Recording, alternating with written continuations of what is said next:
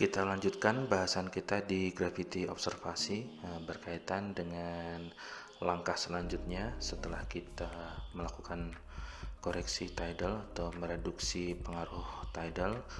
Kita akan masuk di bagian koreksi drift dari instrumen dengan mengamati pembacaan yang dilakukan berulang pada waktu yang berbeda di lokasi yang sama. Kita mengamati hasil pengolahan data sebelumnya.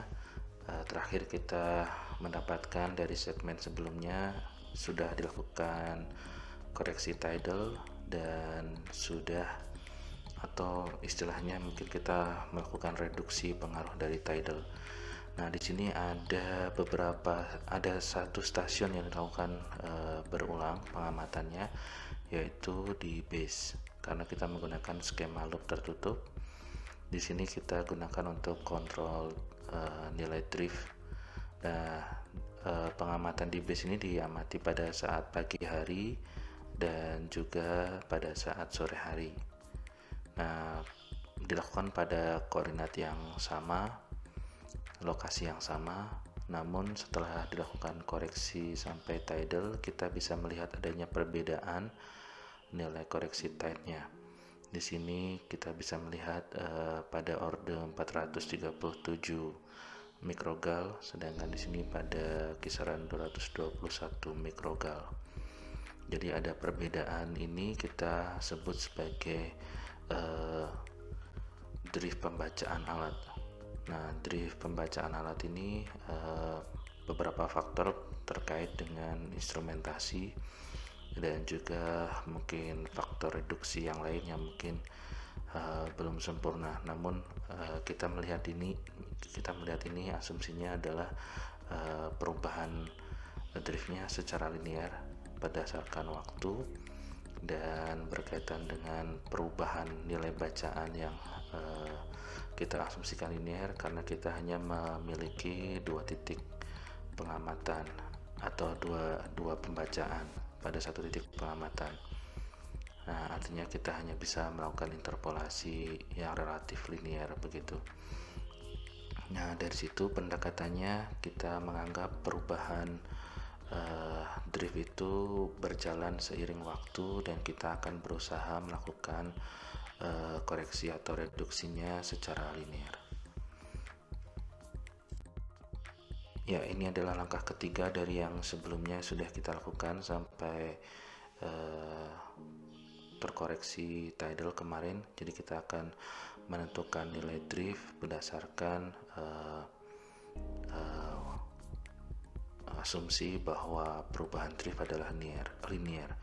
Nah, kita memerlukan data-data untuk mendapatkan koreksi driftnya itu atau nilai driftnya itu berupa nilai G akhir dan G awal, di mana G di sini adalah nilai gravitasi yang sudah terkoreksi tidal. Jadi pada saat di base, jadi pembacaan di base yang akhir dan juga base yang awal. Nah, kemudian kita juga membutuhkan waktu pengamatan di base terakhir dan pengamatan di base yang awal. Dan TN ini merupakan waktu yang kita ingin estimasi. Misalkan kita ingin mengamati setelah 20 menit setelah pengamatan awal atau 30 menit pengamatan awal, kita bisa melakukan dengan memberikan input pada formulasi ini. Oke, ini waktu yang base awal, jadi kita bisa menggunakan formulasi ini dan kita bisa tunjukkan contohnya.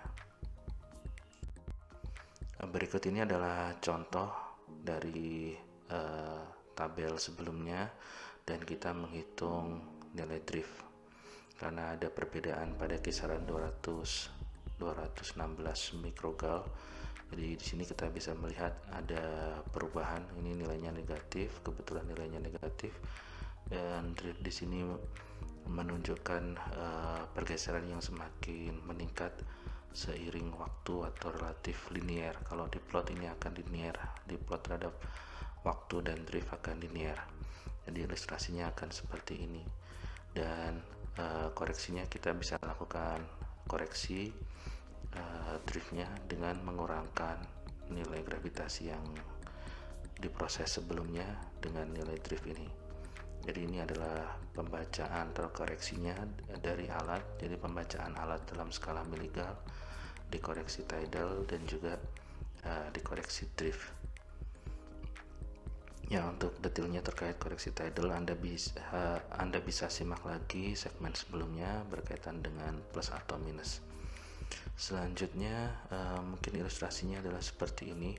Untuk memperjelas drift secara linear, kita memiliki waktu pengamatan. Misalkan kalau kita obsesikan linear, kita punya data di awal pada saat time awal atau time 0, dan memiliki time akhir, time pada saat B.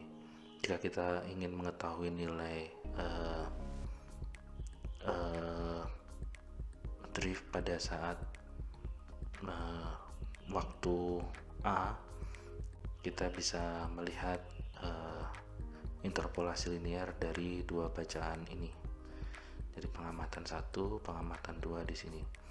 Dan di sini maksimum driftnya misalkan D. Jadi kalau kita melihat di sini, kalau kita bisa menggunakan formulasi yang ada di sini, kita akan mendapatkan estimasi koreksi driftnya di C seperti itu.